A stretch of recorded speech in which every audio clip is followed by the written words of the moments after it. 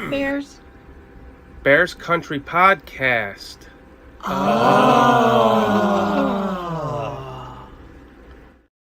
I just want to throw you off there with the original opener from Bears Country Podcast that we made when we started it July 25th. So yesterday was our 5-month anniversary for Bears Country Podcast. And I just kind of wanted to acknowledge the old opener, and we added the new logo to it, but we're not going to use it every time, while as the cold opener, just to have a little bit of fun on the show. You know, this team is 3-12, right? I mean, was Sports Illustrated correct when they said that they would have the first pick in the draft? Because the season's not over yet, and it's quite possible that they could end up with the first pick in the draft. In fact, one of my buddies mentioned that the Bears traded their first second-round pick to the Steelers for Chase Claypool. If they did end up with the first pick in the draft, that would technically be the last pick in the first round because of the Miami Dolphins situation where they had to forfeit their first-round pick because of the whole fiasco that happened last year. That's an interesting thought. But there's a lot more on top.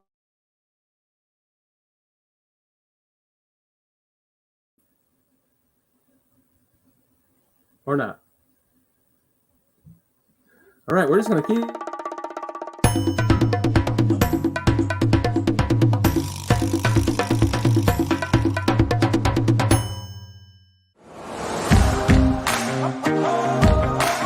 Bears Country.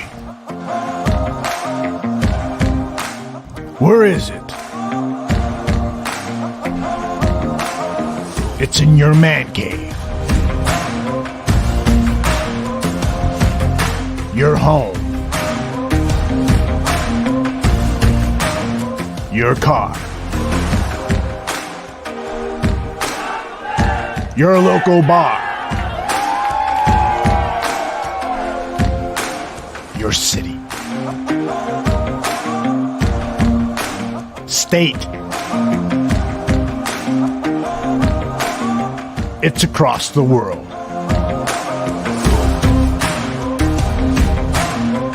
It's in your heart. And it's here. The Bears Country Podcast.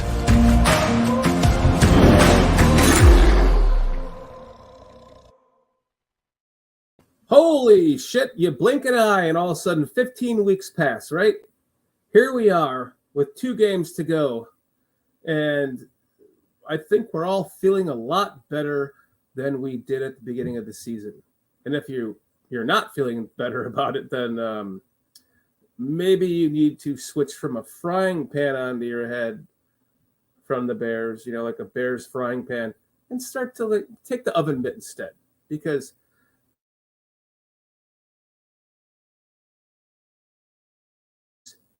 within the last couple of weeks, this team has been getting progressively better.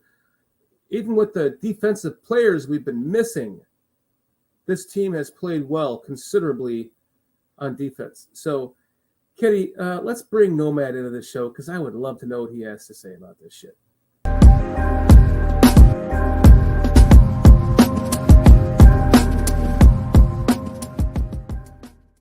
Who the fuck is Nomad? He's Mustafa Shakir from Cowboy Bebop. Mustafa, how you doing, buddy? Well, that doesn't really look like me, but let me tell you something, man. I was watching this game and I was having flashbacks the whole time. I mean, flashbacks to a game I played in high school. It was about 2 degrees. It's probably about 15, 20 wind chill below zero. And we was playing against this team that had this running back. And he was, just picture this. He was built like Jack Sanborn, but he's about the height of Bushwick Bill or Danny DeVito or somebody like that. Stout. I mean, he's like hitting a little fucking fire hydrant.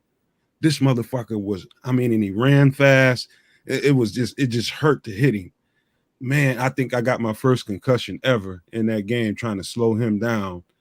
And just so everybody knows, it is the worst pain in the world to play in that kind of cold. I mean, every fucking thing hurts. The ground feels like you're playing in a parking lot. That's what it feels like falling on ground like that. And it just, I felt for those guys, man. So I don't, looking at that game, whatever people want to complain about, what didn't happen, what did happen, dude, that weather is awful. It's hard to get anything done. The ball is cold and hard and it's slick as snot.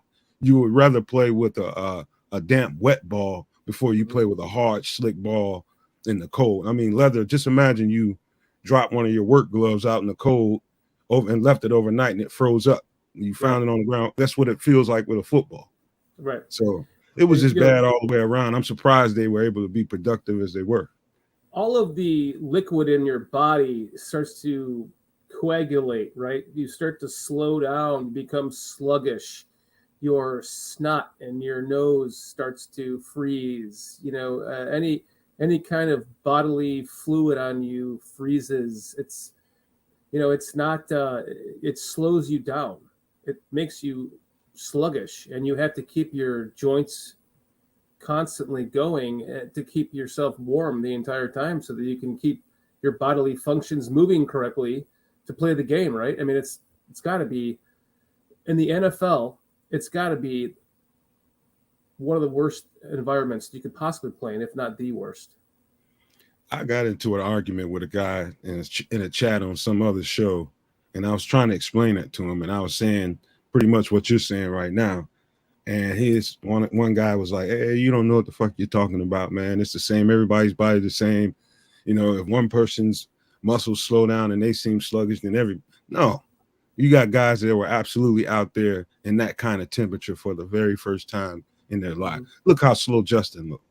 Yep. You can see how choppy. You can tell his legs were heavy.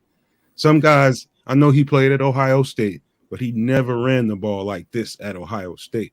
And you could see he was just a tick slower because his legs were heavier. And that happens. Unless you're from here and you get accustomed to playing in temperatures like this. Let's say a Cali boy like what's his name, Pettis. Man, this is absolutely foreign to him. And his body isn't going to react the same way as mine might. Or somebody like David Montgomery. He looked like he got faster, for some reason, because his body is accustomed to playing in those temperatures and his muscles are used to reacting to it.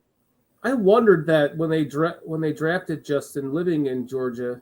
I'm only about an hour south of where he lived, maybe a half an hour by a bird flies, and I wondered what the adaptation would be for him coming from that climate to the Chicago climate. And that was obviously, like you mentioned, the Ohio State experience gave him that cold weather experience. You need that.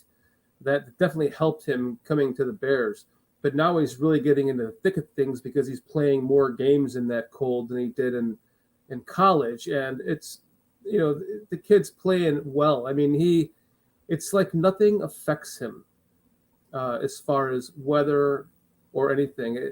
He's the kind of guy that plays better when the situation is at its worst. That's kind of how I feel about him. It's called the dog mentality, man.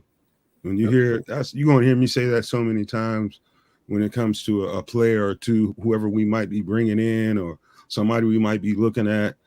I'm going to ask that question all the time. Is he a dog or is he not? Because that's what we guys in the locker room discuss. Hey, as soon as a new player comes in from even when you're in college, somebody transfers in and you get a hold of their tape and you get to see if he's a dog or not. And then he goes on the practice field. You can see whether he's a dog or not. That's all people care about in the locker room.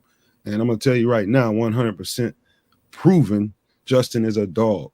These games don't mean really, really that much. And I think he's just trying to put some maintenance on himself and make sure he doesn't do too much. He knows the bigger picture is next year. And so the coaches coach like that right now, as far as the offense goes. They're not doing anything creative. They're just playing the game and trying to, seeing what they can do, being vanilla and get out of a game with a win if they can.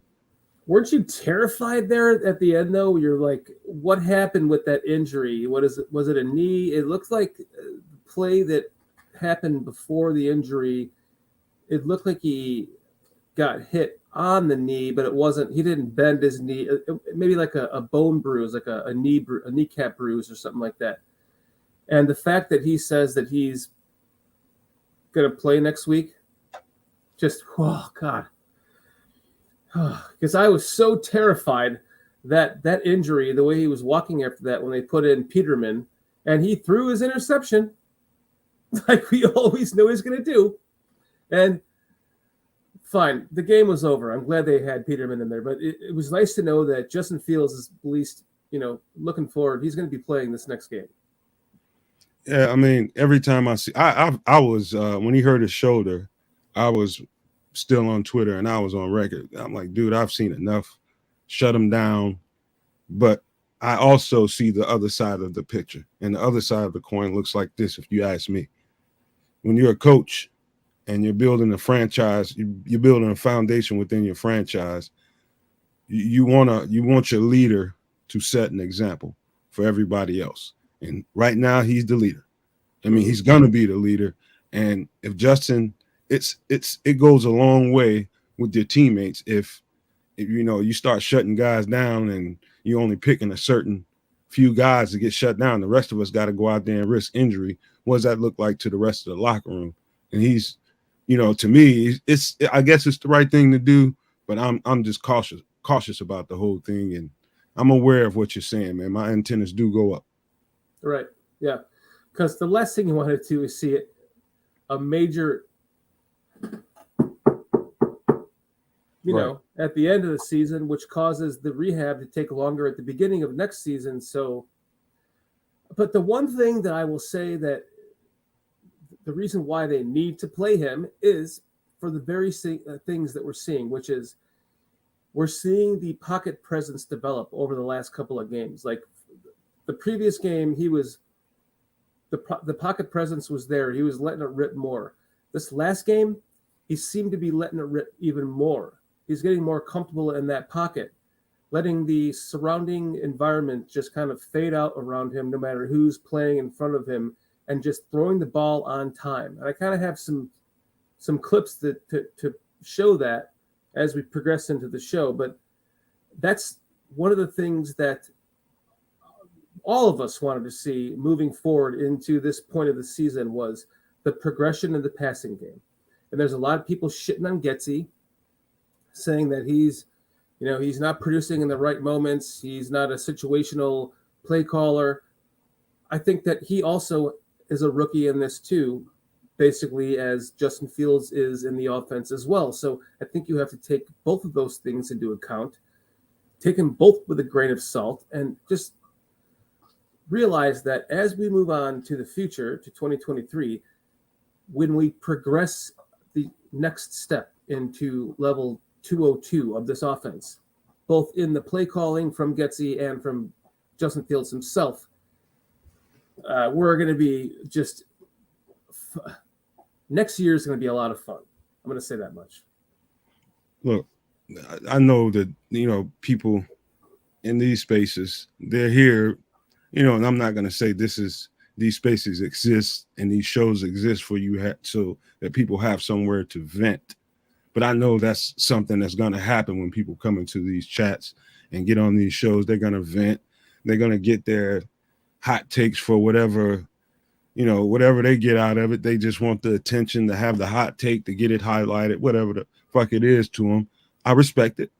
Mm-hmm. But people are too quick to jump to conclusions about things and not really giving the proper context it's due. Mm-hmm. Meaning that I know 100% that the Bears know exactly what they're doing. And Getsy knows exactly what he's doing as far as what he's calling and not calling out there in these given situations. They know what they're doing, and they're looking at the bigger picture. That's what I can tell you guys about that situation. And you either can take it or leave it. If you still want to run out there and call him a bad play caller, he doesn't know, that's on you.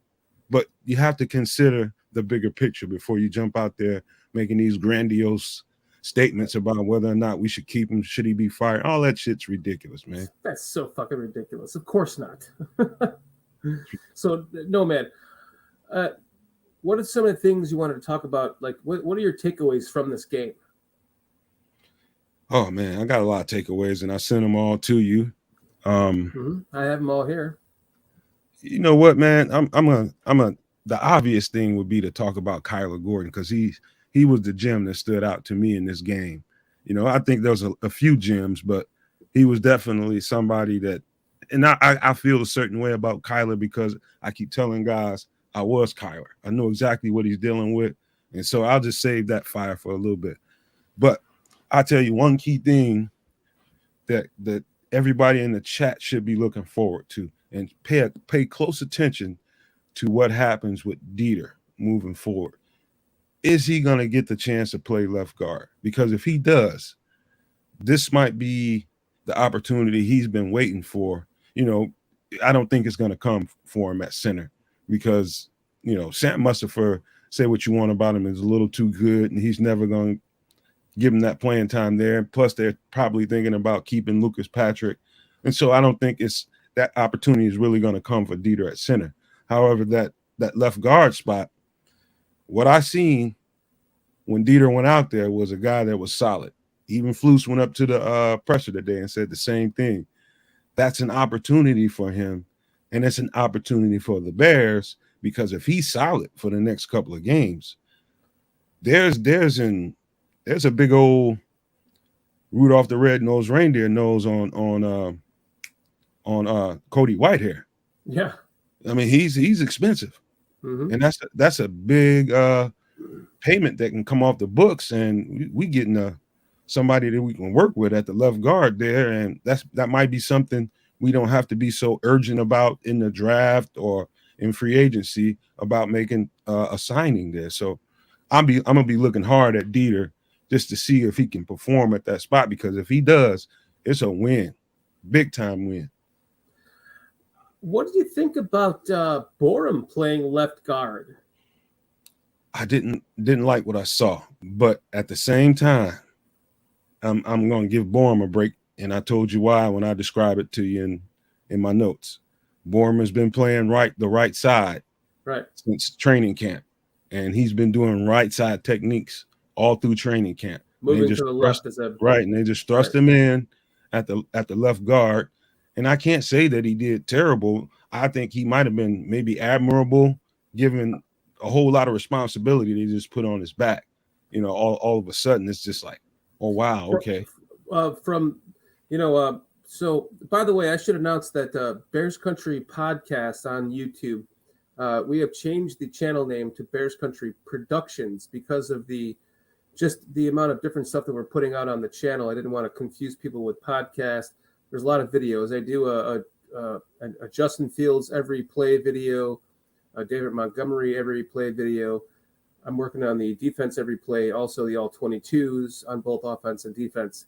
And rewatching all of the tape on this game, what I saw, I completely lost my train of thought. What were we just talking about? Let me before I go there, let me respond. Let me respond to J Rock right quick. He said you got to be careful about getting rid of players without replacement. Right. Dog, you know I respect your comments, and I could tell that you know what you're talking about as far as football. Right. I'm only speaking to the opportunity that Dieter might have, and you know I'm guessing like everybody else that maybe the GM could be like, okay, can't we find somebody at that spot at left guard so we're not paying such a hefty price for somebody if we can find an adequate replacement? I mean, it's just the right thing to do, just to at least consider it. That brought me back to my train of thought, which was watching all the tape on this, making all the every plays. I noticed that for the first time ever seeing Larry Barroom at left guard, he wasn't terrible at all. In fact, it kind of had me thinking, I like what you're doing here. You're trying to mix shit up by putting him at, let's see what he can do at left guard. You know, I think he performed admirably considering he just got thrown into that position, like you said, you know, man, with having to go from the one side to the other. Your entire brain training is on one side, you have to go to the other side. For the first game that he played left tackle, I thought he did pretty well, actually. I mean, he's worth hanging on to, I think. I'll just tell you this. I felt a whole lot better about the way Dieter looked at that spot than I did about Larry Borum. And again, given the situation Larry Borum was thrust into, being on the right side the whole season, all of a sudden having to go back to the left side technique. I keep telling people all the time that muscle memory is as important as anything when you play any of those positions up front. It's the muscle memory that you gotta kind of swipe clean and go back to what you remember about playing on the other side. And that's easier said than done. Mm-hmm. Yeah, for sure. What's up, Fo Cheesy? Thanks for joining us. Matthew. So you touched on Kyler Gordon. Let's talk about, I have a play here I want to pull up here. The what's up, buddy? The interception here. I mean, this kid has been just the last couple of games, he's been stepping up. And there's a couple other plays I kind of want to get into here too. Not only did he take this ball and run it that far back, I mean, that was impressive. At one point, you were like, holy shit, can he keep going? I was very impressed with that. There's another thing another little video I want to bring up here, which is him learning, basically an example of him learning on the job. So you see him down here, and he's just coming up, but then he's still getting in on the play. That hits principle that we were talking about from day one here with training camp.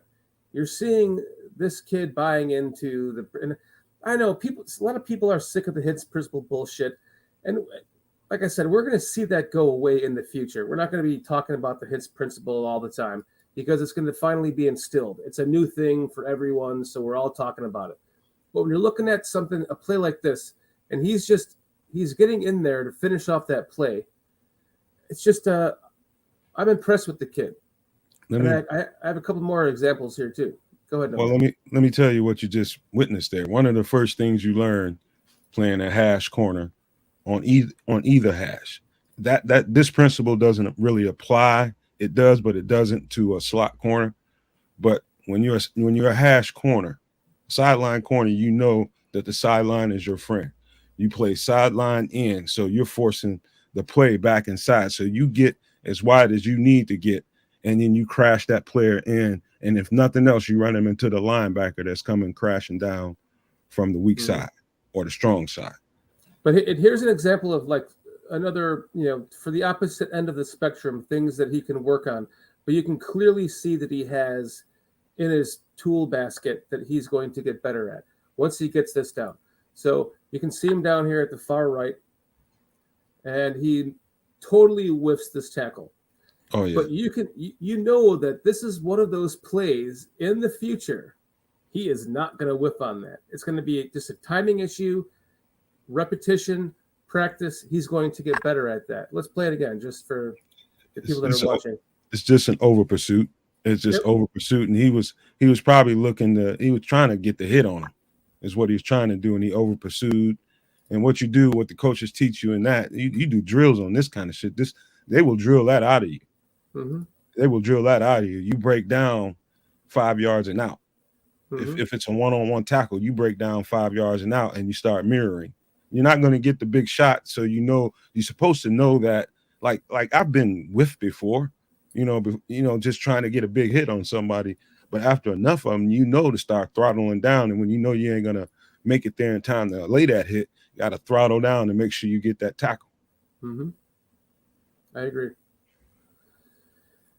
He's someone that I shouldn't say I did a video about in the beginning of his career after they drafted him as someone that I thought had Hall of Fame potential based on his family and his raising and how he was raised. And there was a lot of people shitting on him in the beginning of the season, and he has been getting better and better and better and better as the season has gotten on. And we're going to see, I think another year in the system with him. By the time next year rolls around, he's going to be a really big bright spot on this team, along with Brisker. Mr. Shorty, let me tell you something. And I went back to the first few games of the season just to make sure that I knew what I was talking about when I was what I was thinking about. I knew what I saw, but I went back and looked at the film just to, I guess, to verify something in my head. I'm gonna tell you guys something. One thing about playing corner, especially a slot corner, is you got to know you are the baddest motherfucker on that field. Mm-hmm. You are athletically the baddest athlete on the field, and you got to act that way. Kyler Gordon is confident than a motherfucker. But in his first few games, and it happened to me when I was a freshman, it's so much information that you got to know. So many things, so many keys, so many reads. You're thinking more than you're reacting, and sometimes it gets heavy on you. And you can see, like in the first, like Kyler's first 4 games, I can look at his body language and tell it was heavy on him, and he was panicking at times, trying to react to certain things. But he's got all this information in his head, trying to make sure he does stuff right. But as those games went on, and he made his mistakes, he learned from them. Now, after those first 4, you can see that confidence just tick back up, and tick back up. Now he's got swagger. Mm-hmm. Now you're seeing the Kyler Gordon that we drafted. Yep. Now he's a confident mother. He's cocky almost. He's talking shit to Stephon Diggs because he shut his down the first half, shut his ass down, and they stopped putting him over there on Kyler. It's like, all right, go over there and try this dude. See if he got a couple of balls on him, but not too many off of Jaylon Jones. But yeah, he was shut that motherfucker down all over the field, man. It was fun to watch. Oh hell yeah, you talking shit to him like, motherfucker, you ain't getting nothing over here. I know, what you talking about? Man. Oh man, it's gonna be so awesome going into next year, like with the confidence that this kid is building at the end of this season. You know, I mean, it's been a wild ride of a season. Even though we're 3-12, it has only a couple of points in the season for me personally has it actually felt like we were that, you know, because we've seen this development from so many different aspects of the team, and that's all you can ask for in a season like this. And I'm excited for next year. Did I put on that list? I didn't put on the list. Do you ever heard somebody, you know, some of these football heads, talking heads, like to use these, you know, these catchy words that scouts use and shit? You know, you might hear somebody say a DB needs to plaster better. Have you ever heard that? Yeah. So what that means, in case anybody out there wants to know, plastering means it's just a DB sticking to his guy and not giving him any separation so that he might be able to get a pass, or the quarterback sees a little bit of separation. You plaster, so you stick to your man. So I made this comment to you, and I think I wrote it down in the notes, and I sent it to you. And this is just an assumption. I'm not saying they're gonna do this. This is just an assumption. I've seen so much growth in our 3 rookie corners that I think. And I mean, when I say growth, I see some serious growth in those rookie corners. I see a scenario. I can imagine a scenario that come draft time, Jaylon Johnson could be a chess piece. That's how much growth I'm seeing in the rookie corners. So what you're saying is a chess piece for the draft. That's right. That's right. Somebody's I would love asking to know me a what question. you guys think about that in the comments. Somebody's asking me a question in there. Bear Truth 9. I'd still like to see Jenkins at right tackle. The guy already has back issues. Seems playing inside is more hard on the back. Do you agree, Nomad? I'm one of those guys. If it ain't broke, don't fix it. I think we got a brimming Pro Bowler at right guard, and I just don't. I don't see why in the fuck would you mess with that. I just don't see no good reason unless some injuries or something happen.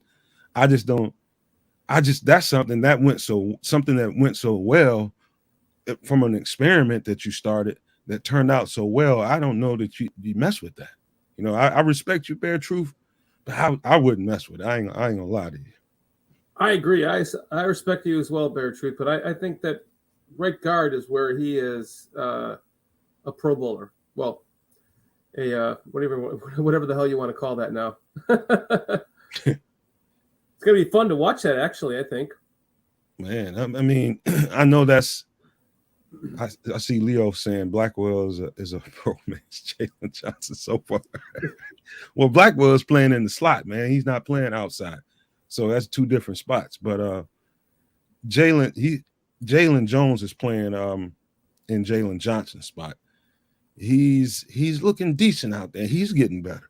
All three of them, between Kyler, Josh Blackwell, and Jaylon Jones, all three of them, I've seen tremendous growth.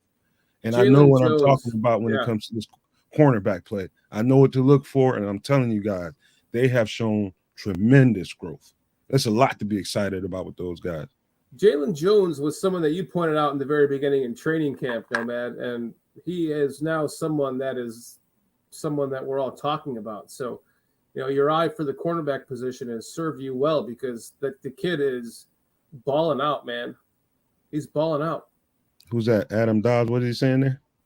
Adam Dobbs says, I worry that JJ is going to be like Roquan this year, holding out for money. So if we trade him for a D-Hop type move, fuck yeah.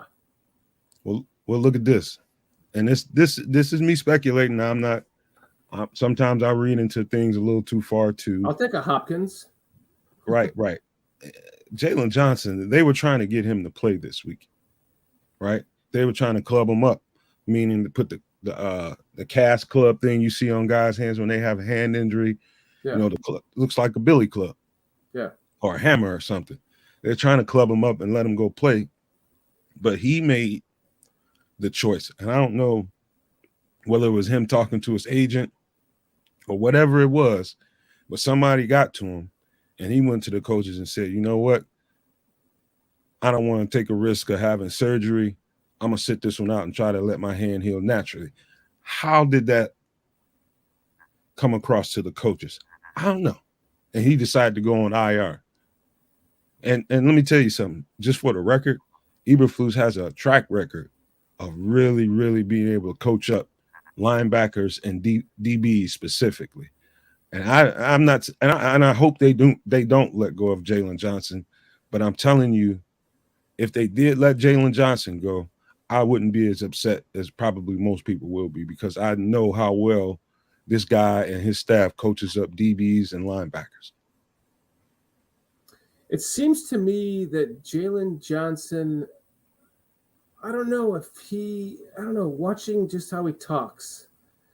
I read a lot into the person in the interviews, and it just seems to me like I'm not sure if he wants to be a Bear. So maybe the trade scenario actually works out in favor for them. Who knows? I don't know. I'm just speculating. Hey, I hear people say all the time, you should have traded high with what's his name, Robert Quinn, when right after he got the 18 sacks. They should have went right away and traded him. I did not agree with that, but in hindsight, it probably would have been better to see if you could trade him then. But the same thing here. Jaylon Johnson is trending towards being one of the top shutdown corners in the league. And, you know, let's just throw out here for a scenario, okay?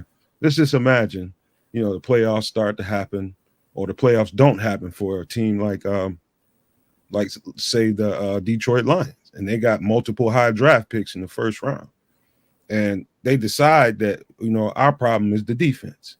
One of the problems is our defensive line. The other problem is we need another cornerback. How valuable is Jaylon Johnson then? To what, the Lions? To the Lions.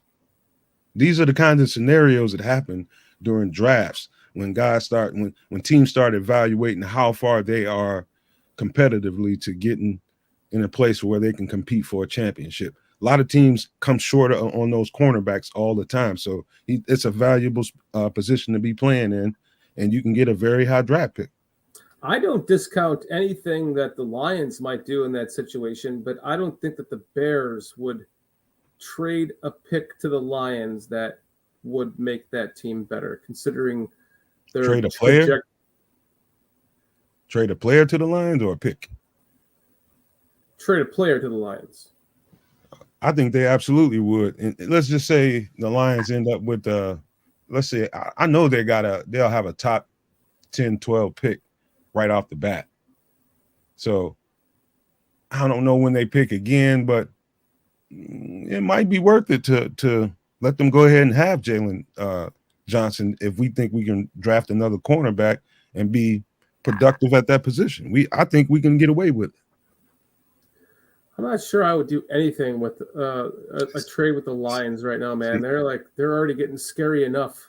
You gotta take your fanboy hat off, man. You gotta take your fanboy hat off and the hate for the Lions and the Packers. You gotta forget all that and just do legitimate, smart business for your franchise. If that means just look at what happened. The Vikings just did business with the Lions again for the second time. You know what I'm saying? So it all depends on your situation at that time. What is not smart is to rule out, okay, we're not going to do this deal with them because they're the Detroit Lions and they're in our division. I don't think that's smart business. When it comes down to it, it's going to come down to George saying yes or no. So it comes down to whether or not you think he would pull the trigger on that. I for one am not sure that he would. Making an interdivisional trade with anyone, no matter what it would be. I see Kitty in the private chat saying there's a question for me. Is it you got a question for me, Kitty, or somebody else? Kitty, I forgot to load up your. It was already up. Okay. I forgot to load up Kitty's thing here, but if I load it, it's going to take over the entire screen for a second. So if you just let me do it, then she can have it for when she needs it, because it's pretty fucking awesome. Where is it at? Where did I put it? Nomad, talk about the game while I bring this up. Okay, let me see. What were we talking about? I want to talk more about Kyler Gordon, and I will advise any of the people in this chat. I ain't saying you need to go and watch the entire full game of the first 4 games. You don't have to watch the whole game, but what you want to look for while watching a few plays, if you want to, is his body language. You can, if you got a keen enough eye, you could see the hesitation in Kyler's body language, the unsureness in his body language in his first 4 games. It was just a lot in his head. You can tell for sure. Yeah, and you can read it on his body. And you just fast forward that shit to Sunday and look at how much of a difference. I mean, my man got swag now. He's got his swag now. He's out there confident. Like, bring it, motherfucker. I know what I'm doing out here. I've seen enough bullshit. Y'all not running shit on me. I'm stopping everything. And that's just his mindset out there. And if you listen to him in the locker room, I think a few reporters got in there and asked him a few questions. I mean, he was just bubbling over with the confidence, man. He's got his swagger back for sure. Mm-hmm. I 100% agree. I can't find it, Kitty. God damn it. I'm sorry. I had a thing ready for her to pull up for when we fuck up when I fuck up trying to read the private chat that she's sending. I'm sorry. One more quick thing about Kyler and all the corners for that reason. I got to keep reminding people they're sticking to these guys and playing these guys tight with no pass rush. 3 and 4 seconds longer than they should be, covering them well. Imagine what these guys are going to look like when we bring guys in there that can penetrate a offensive line and pressure a quarterback. Imagine how much better these guys are going to be then. That is an absolutely great point. I'm about to pull this up. It's gonna make some noise. I have to stop it for a second. Hold on. Okay, there you go. There you go, Kitty. So whenever I'm not paying attention in private chat, she can just pull this up, and then I'll let it'll be the timer for I fucked up. I'm not paying attention to Kitty here. Kitty explodes in 3, 2. Oh fuck! What? Oh, look at the private chat. I thought we was gonna get a bomb. Oh, there you go. Oh yeah, there it is. That's what happens when I fuck up. When I explode. All right, so let me just put that back all the way back for her. There you go.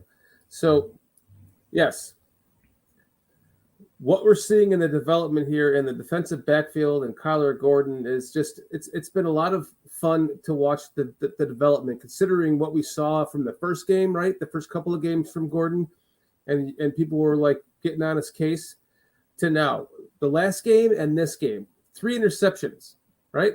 Is that 3 interceptions in 2 games, if I'm correct? I don't know. Yeah, something like that. Yeah. The kid, I'm not going to say he's a Hall of Famer, but I mean, he might be one day. Let's see what happens.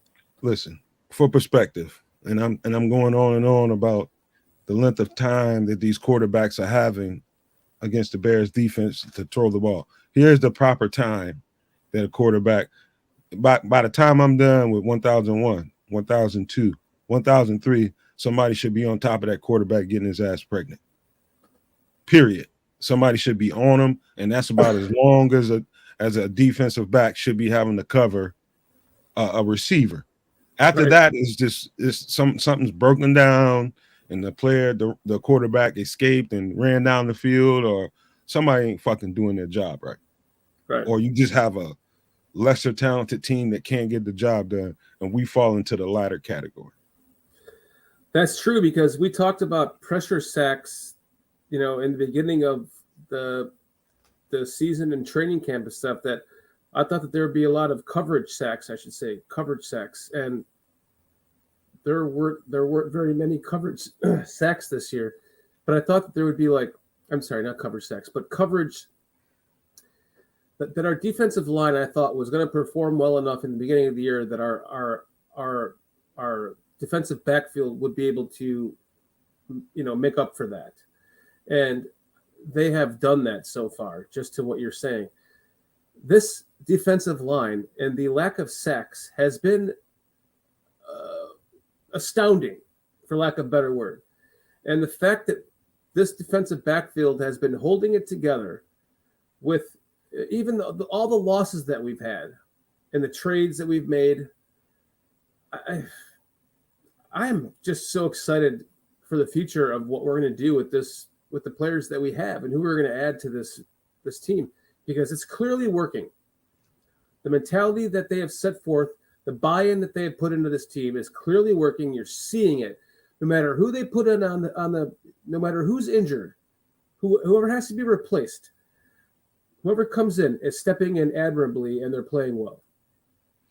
Yeah, I got to go back to the word I was using with you earlier, because listen to you talk, I was still thinking in my head, thinking about Dan Aguirre when we was on Aldo's show. He is fanatic about, hey man, why in the fuck don't they send blitzes? Man, we need to blitz these mother. He just goes off about it. And I was explaining to him that as a defensive coordinator, a first-year defensive coordinator on a new franchise, you have to be careful with that, because you can find yourself getting blown the fuck out of games trying to blitz quarterbacks with a young-ass secondary, which is what we have. Young, inexperienced secondary that could not plaster or stick to their receivers very well. Now, all of a sudden, fast forward to week 13, week 14, all of a sudden these rookie DBs are a whole lot fucking better, sticking to their receivers a whole lot better, in 5, 6, 7 seconds in the play count. And now you can send a few more blitzes. You can send a safety. You can send a linebacker or 2. You can do that kind of thing because you're getting some pretty adequate coverage behind it. Before that was not the case, and you could not afford to be sending all these blitzes with subpar coverage behind it. It's not going to work. You're going to look worse than you actually are for doing it. Right. And we're seeing, that the system that they've implied is working, and the developmental process is working throughout the entire spectrum of the players on the team on defense. We've lost so much, and here we're now starting to get to the point in the season where we're putting in the players that have been sitting around learning the system, and they're plugging and playing, and they're playing well with the time that they had to develop within the system from training camp until this point. And we're going to see only more of that in these next few games, because there's nothing that they should be doing now other than developing the players that they have on the team further to see what they have for next year, because they already know who they're going to keep and who they're not, for the most part, at this point right now. And so right now, let's just work on developing the players that we're going to keep. Let's talk about Velus Jones. The kid finally had a game that we can think positively of him about. And that's exciting for me as a fan of him, and I know you as a fan of him, and I'm sure a lot of people in chat here that are fans of him. I'm sure there's people that aren't fans of him, but I know that there are a lot. So, I love the saying that Marv Levy said, let a rookie be a rookie. And they've let him be a rookie, and now we're seeing him starting to develop that confidence that deep ball that he caught was so inspiring to me for his confidence as a player in his position that he's been in, going all the way up to that point that he caught that pass. It just made me feel good for him as a fan, and for him as a fan of humanity, and him as a fan of someone that's trying to look through his own eyes of what he's going through. And good for that kid. He had a good day. He had a really good kickoff return too earlier in the game. They're implementing him more, and he's starting to build that confidence that I was hoping he would finally get. And I think it took the scrap time, right? Because sometimes you don't want the bright lights on you. You want that scrap time to kind of take those moments to build your game. And I think that it's kind of what he did in this game. Man, let me explain something to you. Velus Jones is an absolute stud athlete. No question about that. He's an absolute stud athlete. Is he a receiver like your traditional X or Z receiver? Not necessarily. Is he a piece that you can use on your offense to really make explosive plays happen? Absolutely, yes. Velus Jones is embarrassed and ashamed of himself, as he should be, because he was blowing routine things. And what it was and still is he took a hit to his confidence, like I told you before, and it's taken him a while to regain that. And I think Saturday was his first steps towards redemption of himself and proving to himself again, like, man, look here. And Velus is saying this to himself. Like, man, what are y'all talking about? He hears people saying all this stuff, talking about run the bomb out of town, saying all this crazy stuff about him. Velus Jones knows what he is. That organization knows what he is. And that's how you do it. You see a guy that's struggling with his confidence, you go right to him and say, we know you can do it. We're going to prove that you know we can do it. We're coming right to you. And that's what this was. It was such a nice catch, man. I mean, look at Justin, just boop, boop, boop, gone. I don't know what's more impressive, the throw or the catch. Me either. The catch was just as impressive as the throw was. Let's just look at it again. It's, this is what I envisioned, when they drafted this kid. And good for him to finally start to pull it together at the end of the season here, getting a beautiful deep ball like that, pulling it in, having a good catch, building his confidence. I'm hopefully. Wouldn't it be great if he has like 150 yards next week against the Lions? hey, Shorty, you know how you know for sure that Getsy in concert with Coach Eberflus have been dumbing down the playbook and making a vanilla playbook? They would have been doing this a long time. Velus Jones can run by any fucking DB in this league. Right. That play has probably been open all year. They just haven't thrown it to him or just hadn't called it. Right. He can do that any fucking day of the week. They don't want that right now. They don't want to put that on display right now. That's coming next year. They are going to be wide ass open next year. You're kind of starting to get that sense, aren't you? Like Been feeling it for a long time, man. they're keeping plays to themselves so that they can use some of these plays that they're going to set up for the future. And I actually have an example of one right here that is just a really simple, stupid play, but it's something that I think that is a play that's going to kind of add to the development of this play formation moving into the future. Just we have this it's a two back formation, so it's a weak formation, and it's just a under center, and it's just a simple stupid play. They just hand off the ball to Montgomery here for nothing, but these are the kinds of plays that they haven't run very much. They're like starting to develop the getting into the under center position of the offense, because there is the under center and then there is the shotgun of this offense. And if you can intertwine the two of them together, like you see the best of them do, you're going to have a seamless offense that they're not really going to know what you're doing from that formation. I know what you're getting at. Now we'll go back to it, but Matthew Fochese just said something in there that is absolutely true. And let me tell you something, Matthew, and everybody else in the chat. That's why you don't cut him. That son bitch has another gear that don't know. You got him, you got Tyreek Hill, and what's the other little guy that was just with us last year that played slot? Jakeem Grant. That's about it.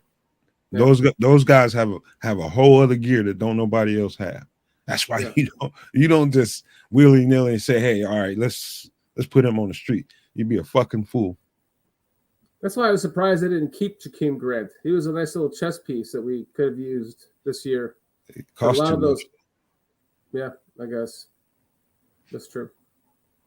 But yeah, you don't just throw away that kind of speed. And I keep telling people he's a stud. He's not your traditional receiver. Stop calling him a traditional receiver. That's not what he was drafted for. All you smart people out there that think you know everything, talking about we wasted a pick. They know exactly what they were getting with Velus Jones. Mm-hmm. And they know how to use him. It's just not apparent yet. So you mentioned to me before the show that Dieter Iserland may be the player to watch in the next 2 weeks. Are they going to be playing him? Did they announce that? Where does this information come from that you came up with this? I read coaches, man, because I had to learn how to do that, especially when you get to college, man. When you get to college, when you see your coach go to the presser, and let's just say you might be worried about yourself being in the doghouse for something that you did or you didn't do on the field, and you want to see how he reacts to it when the press brings it up. And I just read the coach, and from my impression of his reaction to Dieter, I think he's going to get more snaps and more opportunities. I think he liked what he saw. I would love to see Dieter get more snaps in the next couple of weeks, because he was a bright spot in training camp going into the season. Someone that we thought that he could have been, the next answer at center. And we're just in this scrap time of the season that doesn't really, there's nothing to play for other than development of players. So why not put all the guys in there that you want to see what you can get from him going into next year? And I think Dieter is one of those guys for sure. I was listening to Braxton Jones talking. Braxton Jones is really eloquent, and he really goes into depth when he describes, what he's seeing on the field. And they even asked him about some of the other players next to him, like Dieter was one, and he liked playing with them next to him. But you can hear in his conversation and his description of playing with Dieter that the only thing missing was the quick communication, the last second communication. Because let's say when you come out the huddle, you come out of the huddle with, your base play that you're supposed to be running. But it's never really what you call in the huddle. It never ends up being exactly that, because the line has to adjust to what they see, and there has to be a communication that happens across the offensive line to make sure they can cover the adjustments. That seems like the only thing that was missing per Braxton Jones. I agree. You know, Kitty, I think this is a really good time for us to take a moment to acknowledge that we started a GoFundMe account for Chris Watts. I'm sure that you all know who Chris Watts is by now. If you do not know who he is on the Barroom Network. He does the Barfly Tailgate Show before the games. He lives in Yorkshire, England, and he's a good friend of Bears Country Podcast. He's a great friend of the Barroom Network. And we started a GoFundMe for him because I have the availability to get him the tickets. We just need to get him the airfare and possible hotel and any amenities he might need. So I started the GoFundMe for Chris Watts to come to Soldier Field to see his first and probably only Bears game in Soldier Field. Kitty, let's just roll that really quick.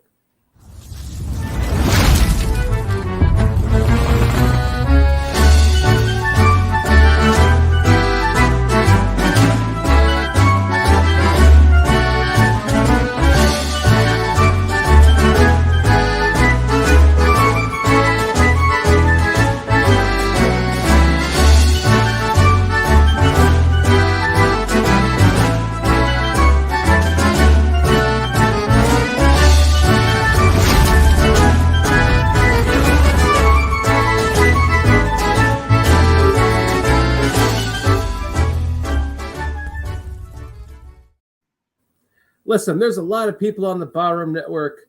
If everyone just donated $5 to Chris Watts GoFundMe page, we can get Chris Watts here next year to see a Bears game in Soldier Field, and that would be so amazing. It would be a bucket list thing for him, and I'm just hoping that we can make it happen. He had no idea that we were doing this for him, so if we can do that, that would be amazing. I think you all could agree with that. So anyway, let's move on to the next segment of the show. Nomad, you wanted to talk about what the Bears have proven to you in the last couple of weeks. Well, I'm sorry. I was just typing in the private chat to see if Kitty could say Bear Truth 9's question. That was a good question. Excellent. So for anyone in the audio stream, Bear Truth 9 says, question for BCP. Would you be unhappy if we came out with Jalen Carter defensive tackle on the first and Trenton Simpson with our first two picks in the first 2 rounds? I would love that. Man, listen, let me tell you something. That would be fucking perfect. Yeah, that would be perfect. Especially if they intend on signing a 3 technician as opposed to, drafting a 3 technician as opposed to signing one. Now that applies if we didn't sign one in free agency. If we don't get the right guy in free agency, this is what Bear Truth 9 just said is the perfect draft.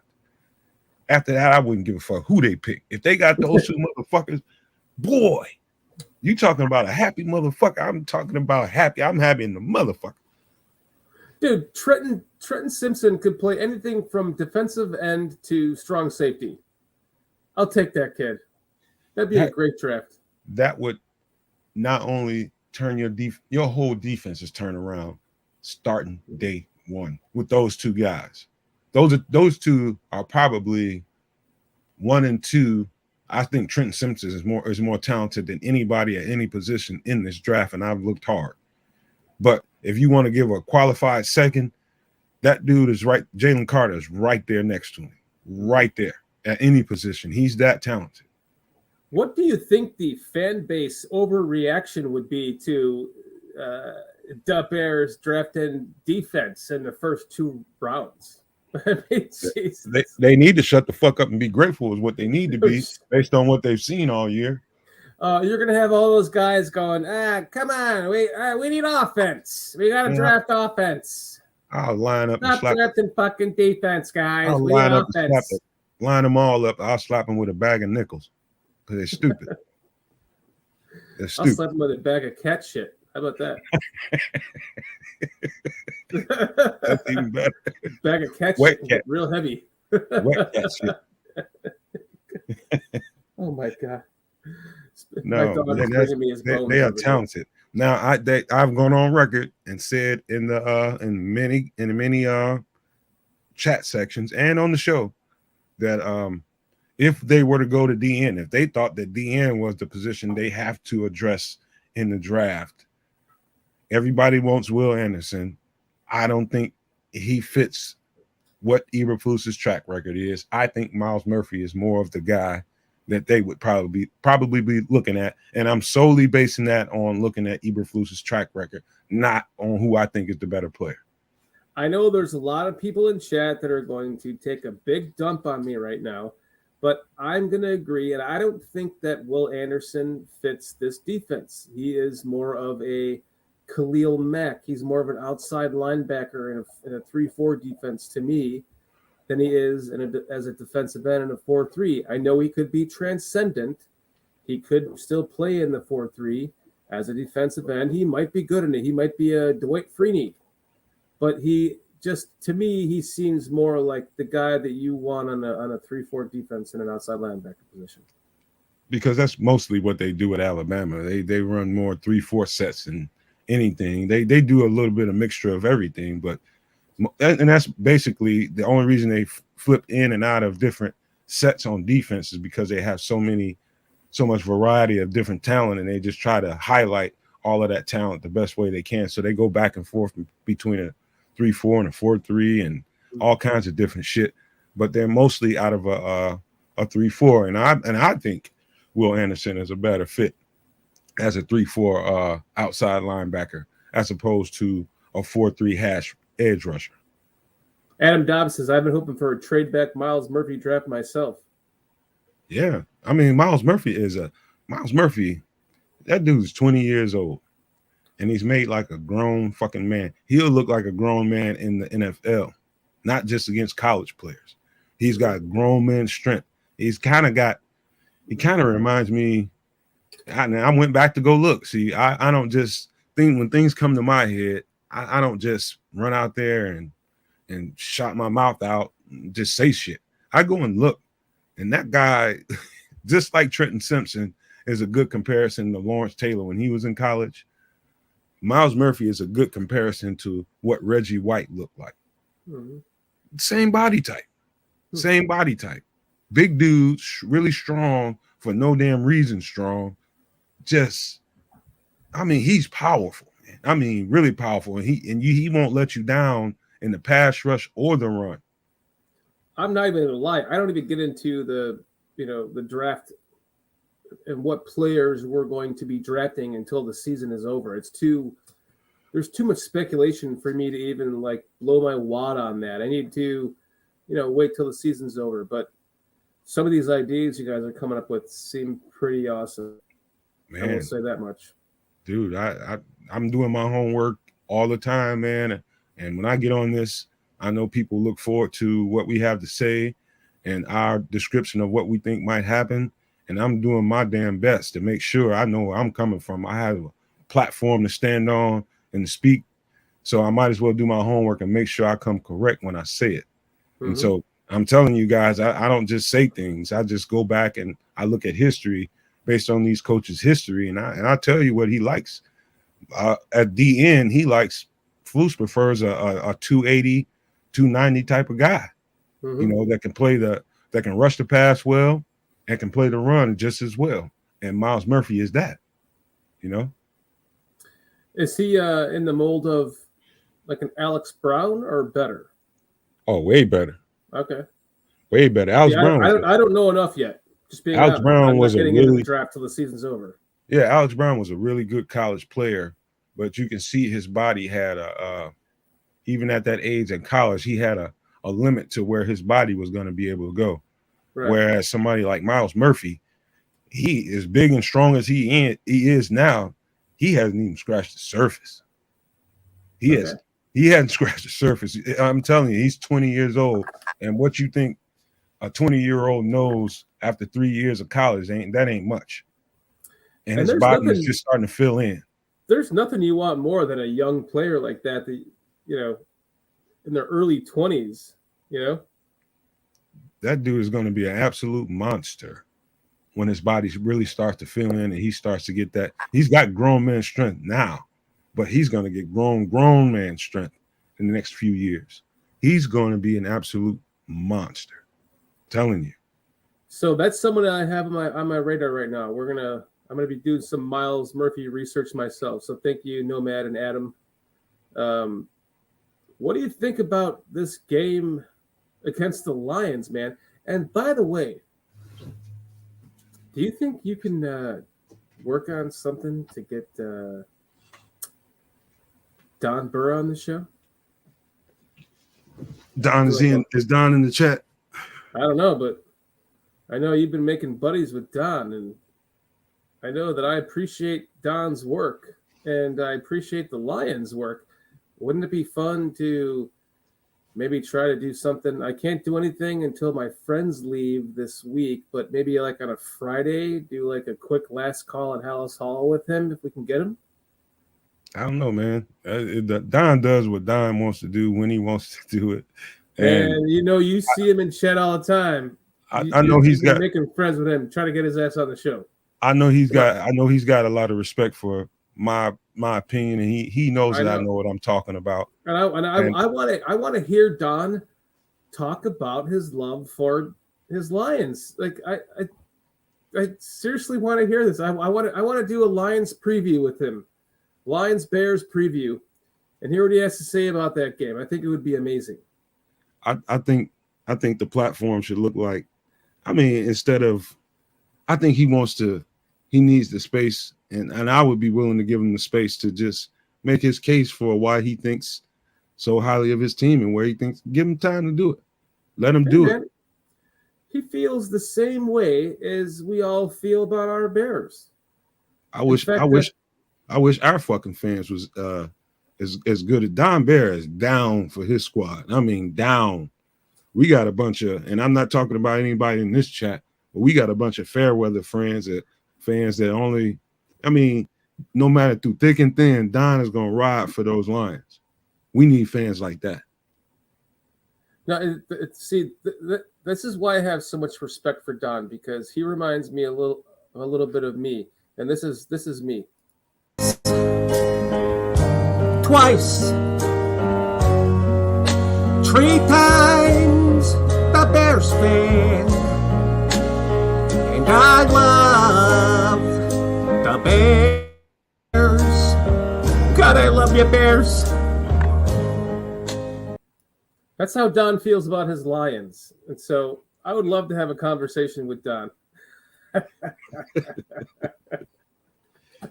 Don, hey, he don't give up, man. He don't give up, and he's gonna ride until there ain't nothing to ride on.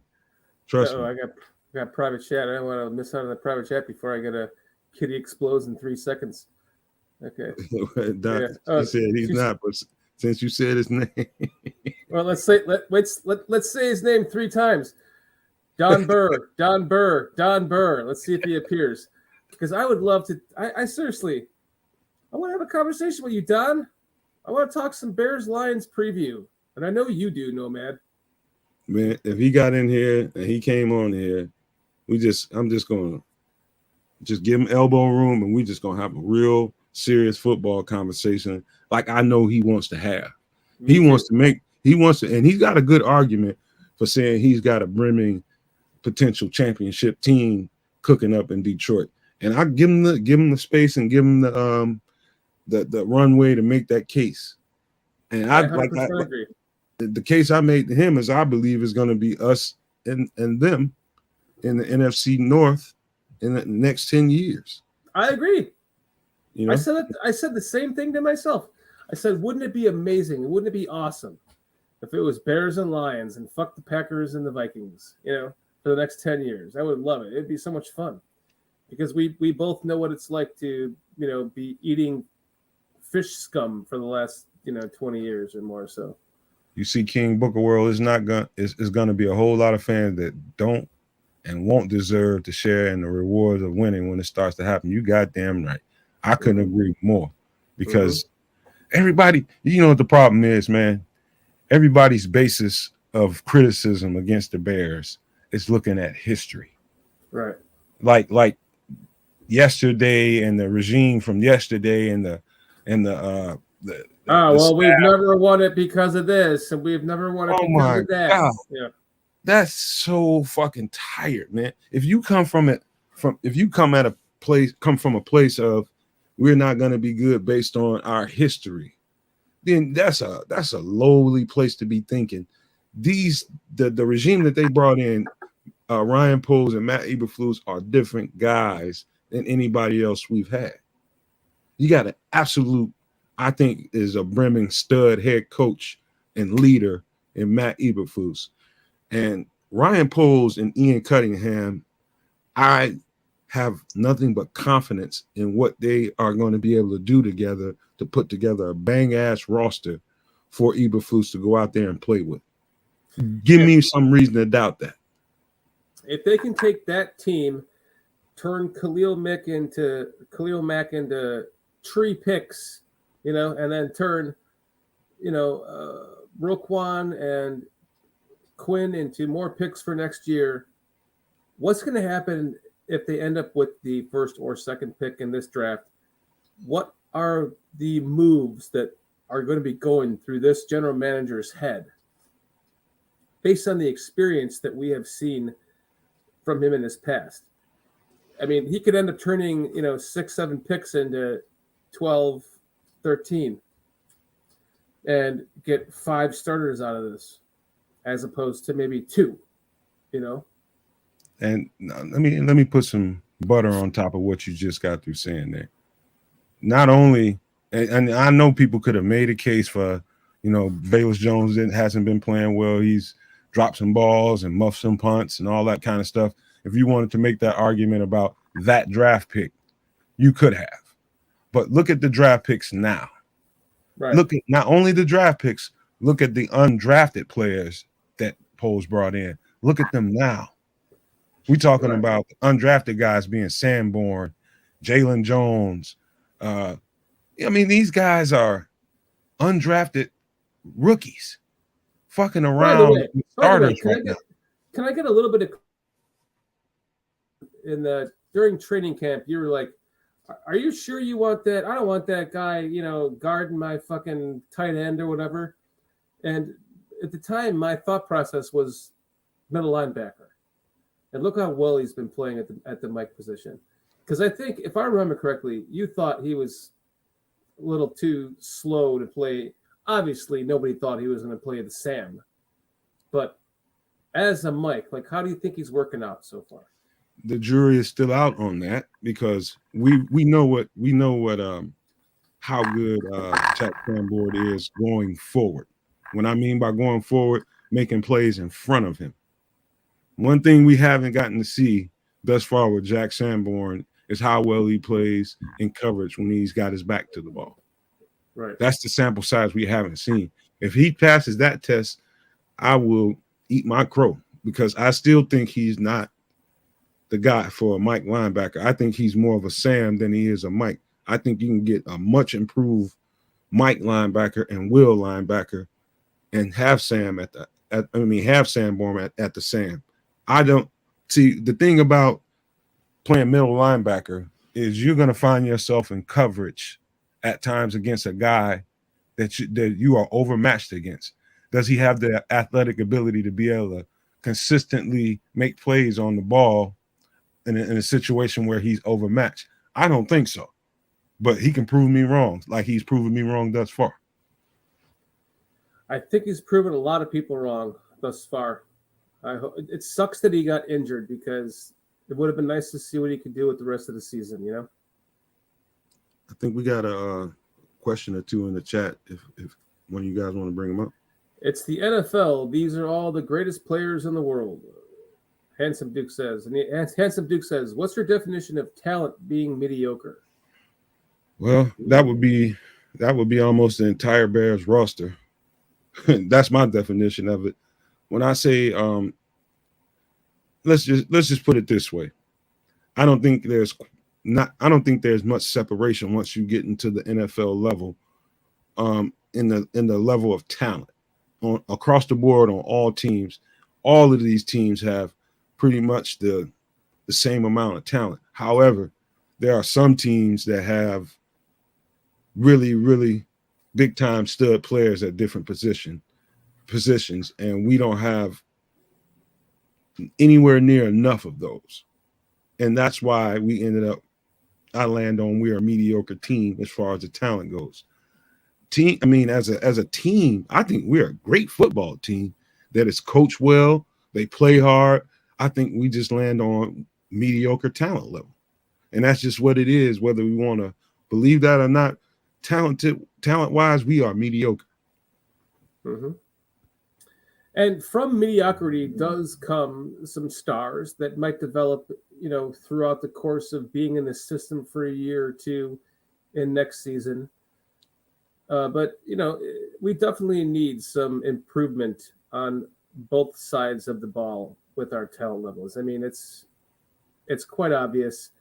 Justin Fields has been holding this entire offense together, and defensively, the coaching staff has been holding the entire defense together. So I think once you get a couple of those, playmakers on both sides for Justin Fields to have and the coaching staff to have on defense, I think that it's going to be exciting to watch. Shorty, before we got Eberflus, and when they were talking about getting Eberflus, when his name came up, I immediately went to the tape. I started listening to his interviews and watching him in practice. They were on Hard Knocks, so it's quite a bit of, right. Some footage out there of him. But I was looking at his pressers. And when Eberflus will give you a really defined answer at times.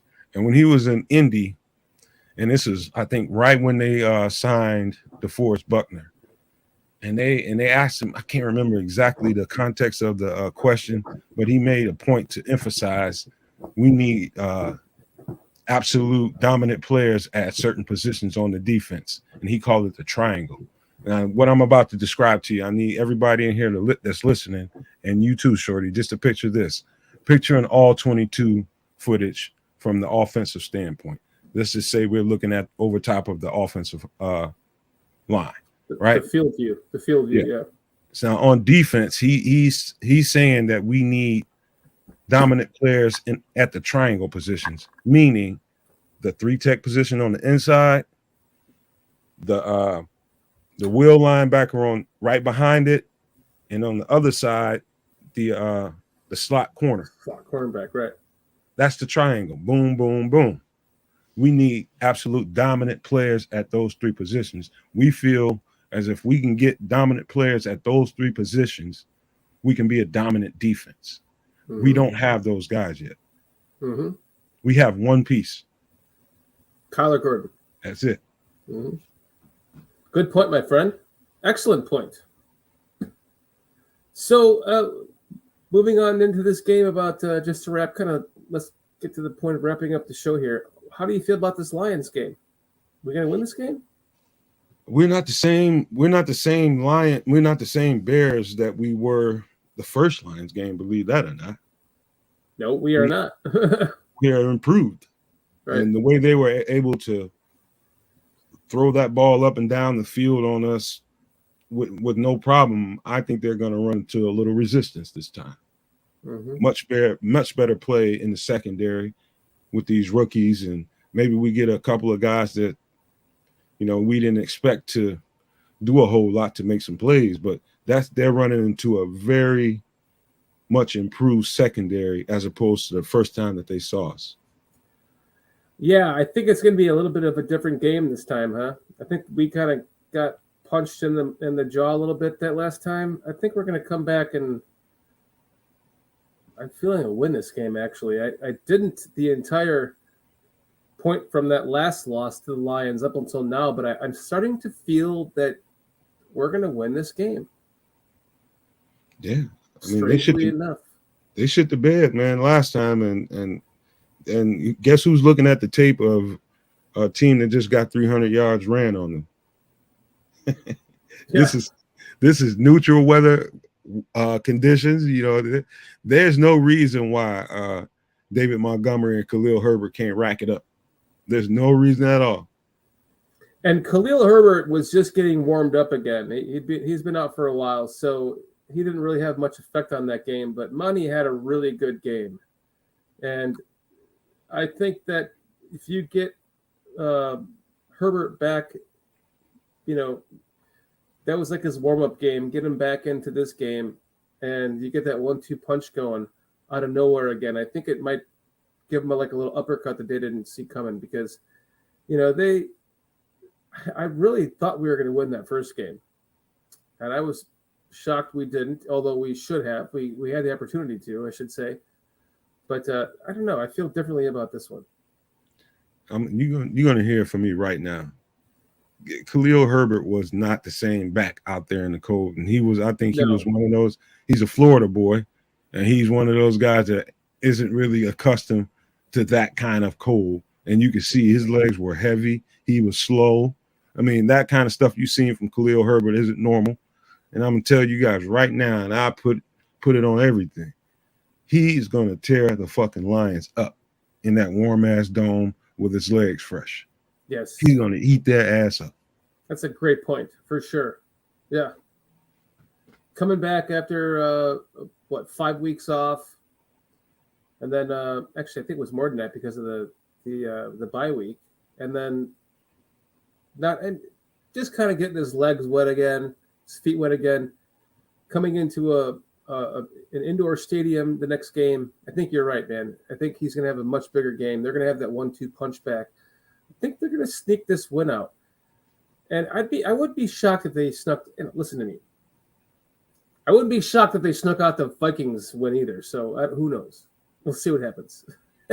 one quick note, man, before we get up out of here. Something I wanted is just throwing a little red meat out there to the Bears fan base. I've been seeing recently a bunch of people really, really talking about, hey, man, would it be so bad to sign J.J. Watt? And I'm just like, what are you talking about? J.J. Watt's can't stay on the field defensive end that's lost a step on the outside on the edge. You know what I saw yesterday in this game? Playing a 3-tech. He's playing 3-tech, man. He's playing inside technique, and he was fucking destroying those dudes. And Is JJ that like Watt, the cornerback that moves like the what's his name from Charles Woodson that moves from cornerback to safety and exactly. Yeah. Exactly. He's a guaranteed first ballot Hall of Famer that sees an opportunity, a la a Charles Woodson or the other Woodson that played in Pittsburgh. Mm-hmm. He's they changed positions and went on to have like a double Hall of Fame career. It was a Hall of Fame safety or a cornerback and end up being a Hall of Fame safety. JJ Watt, his problem is his back, I think, and trying to bend around those corners. Yeah, I know he's 35 years old, but from the inside, he doesn't have to use that kind of technique and, risk injury to his back. All he has to do is go forward and penetrate on the inside. And he's right at that age, right at that weight to where he can be fucking dominant. If you think I'm bullshitting, who was that that laughed at me? Handsome Duke says. No, J-Rock. J-Rock, if you think I'm bullshitting, go look at that game. Go look at that game and you tell me you wouldn't sign that guy to a minimum contract to put on your team to help exactly. That's some the young point. guys. Right. Yeah. I mean, if nothing else, you bring that guy and you put him on the team because he's a great leader. And a rotational player in a 3-tech position when you're trying to develop a younger player. I'm telling you, J-Rock, go watch that game and come holler at me. Go watch it and come holler at him, buddy. All right, man. Well, so tomorrow night on Dan and Aldo, Nomad and I are going to be oh, shit. I'm in trouble. Fuck. Hold on. Okay, Kitty. What is it? I got to read private chat. Oh, shit. I fucked up. Get him, Kitty. Oh, there are 3 questions waiting. Shit. So that's my Kitty. Pull that up again. So this is the new segment for when I fuck up and don't read what Kitty is trying to tell me in private chat that involves the show. And when I fuck up, it goes to the actual explosion. So Kitty has some more questions from chat she wants to pull up. Thank you, Kitty. Is Claypool going to play this week? I hope so. I think we'll know. I think we'll know by Wednesday. See if he gets what kind of practice he has on Wednesday. It will probably tell you everything you need to know. Look at when they put the injury report. They'll list whether it's a full practice, limited practice, or what have you. That'll give you a good idea of whether he's going to play. Yeah, I feel like it's too early to know yet. It's only Monday, so They're just doing walkthroughs right now. Exactly. King Buka World says, "Do you guys think since Denver is in crisis, we should try to poach Judy?" I'm going to say no. I think there's multiple players on that team, and this is one of the subjects I would have liked to bring up, but I guess I'll save that for Dan and Aldo tomorrow. But yeah, Denver is probably getting ready to go through a rebuild, a tear down, whatever you want to call it. And Jerry Jeudy, is he a guy that? Yeah, I mean, Jerry Jeudy is he's a hell of a fucking football player, man. And yes, I would definitely look at that, but you got to look at personality type. Will he fit into your locker room and not have any problems adjusting to the culture here? That's the first thing I would want to ask. Right. With any situation like this, when you have this quarterback that we have, you want to make sure there's a good situation to bring in a receiver like that, and they have a good, relationship, a good feeling about each other. Leo Factor says, thoughts on people saying we've been taking and losing games on purpose this season. I don't fucking think that's correct at all, Leo. I think maybe if anything, that the play calling has been structured around the ability to learn new things at the right moments in time. And if it don't work out, then so be it. That's how I think. I don't think the players are trying to tank at all, Leo. No. However, I do believe the play calling leads you to believe that no, they're not putting their best foot forward as far as the craftiness of the play calling and the ability that Justin has with his arm to make explosive plays. They're not calling those plays, and I think it's for a reason. You do have a good point. I don't think that they're losing on purpose, J-Rock. I think that they got to a certain point in the season and they realized that they were not going to make the playoffs. And so from that point on, they did things to better their team for the future, as well as to implement different things on both offense and defense that they hadn't installed earlier in the season that they could work on towards the end to help them finish out this season and going into next season, having those things under their belt. My opinion. Nomad, anything? No, I mean, not much more than what I was saying, and thank you, Duke. But yeah, it's not hard to tell when you. I always try to picture what it's like out there with them and the calls that are coming in, whether it be on offense or defense. I played both sides, and you can tell at certain times of the game, and it's like, okay, we can get an explosive play if we call this or if we call that. We got Bayless right here, and they're playing in a one high, and it's a good chance that he can probably be one-on-one on this guy, and all Justin has to do is throw it. They're not even attempting. Mm-hmm. So yes, I do think that the coaches are dumbing down the offense so that we don't get too ahead of us. I think the coaches have seen enough with the players that we have in the offense. We know what we can do. They're just pulling it back. And by dumbing it down, pulling the reins, man. Like what I'm saying in agreement with you by dumbing down means that they're adding things to the offense that might not have worked so well in the beginning of the year, just to see if the progression throughout the course of the season, they'll be able to develop those plays now and kind of see where they're at moving forward in the next year. So it's a good time just to work on those plays that might not have worked in the past. Nah, because it might work. We might win exactly. Exactly. Now you're seeing that deep ball to Velus Jones. It worked. Man. Nah, they're doing very predictable runs and passes and screens and easy to key in on and stop. It's very vanilla shit, and they know what they're doing. They know that the pick the Bears are gonna get is so fucking valuable. Not that we necessarily have to make that pick, but it's valuable as far as the capital you can get from it. Because I for one believe, and I'm gonna say it again, that we're going to make the bulk of our changes and those dominant pieces we were just talking about. I think those are going to be had in free agency, and they're not going to come to the draft in a place of desperation. Like, we got to have this, we got to have that. They're going to come at a place of, okay, we got Draft a luxury best here. need. Right. Yeah, we got a luxury here. We can draft the best guys on our board if they're available, and we ain't got to worry about that shit. And so that's what makes it valuable. I like that thought process, and I think that's what the Bears are doing. And only time's going to tell. We have a couple of games to go, and then the off season after that, it's going to be a lot of fucking fun. I know that much.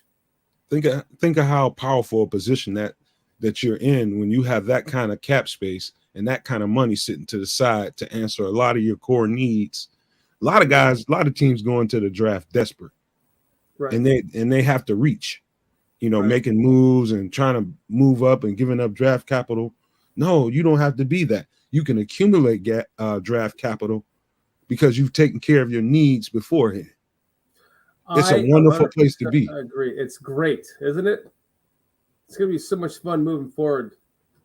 And going into the offseason, all the stuff we're going to be able to speculate, talk about, wish for. I want this. I want that. What do you guys think about this? What do you think about that? It's going to be so much fun. And it's just keep your hats on, Bears fans. Enjoy the process that we're in. There's a couple of games left. If we do win one, enjoy the win. If we lose all of them, enjoy the process. It's really all it comes down to. Just we're building. We have a lot of the majority of the pieces in place, both coaching and player-wise, and it's just going to be a little tweak that we're going to need to do in the draft and free agency, and we're going to see a whole different team next year. It's going to be fucking so much fun to be a part of. I'm going to be like Ryan Poles come draft time with my feet kicked up waiting for the fucking phone to ring. Because when the Bears are dominating, when they're awesome, nobody gives a shit about anything in Illinois. Seriously, but the Bears. Man, the Bears. This is who we are. We know what we are in Chicagoland. We know exactly what we are. We know what we stand for. And I think we finally reached a point. We finally reached a point where we got guys that can put us in the place. We got the quarterback. Who would have ever thought that? Mm-hmm. Now we got the right guys in place that can build a rocking ass team to compete. This is already a competitive ass team. What happens when you add talent? They've been in virtually every single game. And that's all you can ask for with the development of this team. You guys, before we leave the show, I just want to let you know that first off, we're going to be on the Barroom Network tomorrow night. Dan and Aldo, I think it's Aldo's anniversary, so we're going to be kind of joining them on the show and having a good time tomorrow night. So look out for that. And I also wanted to say, let's leave this show on a good feeling, because I spent all weekend working on some funny, fun parody songs, little things I want to introduce throughout the course of the show. And this is just kind of like, I want to end the show on a fun little parody song. And I hope you guys all enjoy this because I worked my ass off on it this weekend. Let's take a look.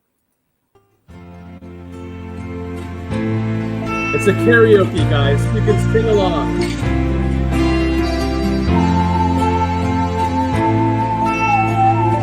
Sing along, guys and girls.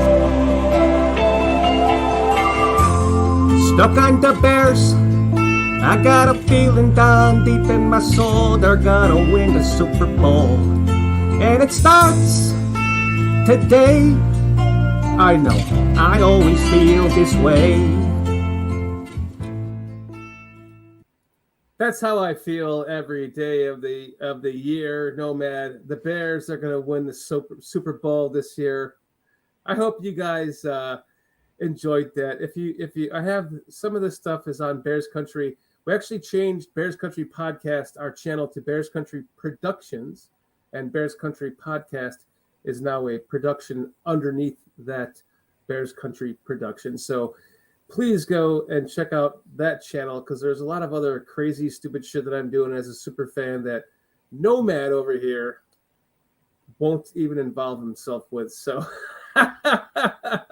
Well, didn't you say it was produced? You said it was produced by Dr. Dre, right? Yeah, Dr. Dre. Yeah.